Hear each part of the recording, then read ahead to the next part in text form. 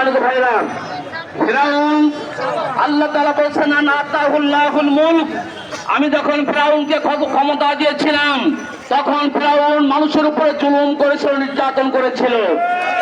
আল্লাহ পাক নমরুদ সম্পর্কে বলেছেন আনা আতাহুল্লাহুল মুলক, নমরুদকে আমি যখন ক্ষমতা দিয়েছিলাম এই কারণে নমরুদ মানুষের উপরে জুলুম করেছে, নির্যাতন করেছে। আমার বন্ধুগণ, আমাদের ইসলামী ব্যাংকের অভিভাবকেরা, আমাদের ইসলামী ব্যাংকের বড় বড় অফিসারেরা আমাদের কাছে যখন বক্তব্য দেন তখন তারা মুখে কোরআনের গুলি দেন, তখন তারা মানুষের ন্যায় প্রতিষ্ঠার কথা বলেন।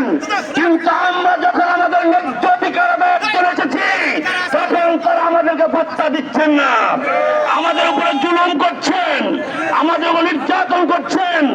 আজকে আমাদের উপরে যে বৈষম্য হচ্ছে এই বৈষম্য আমরা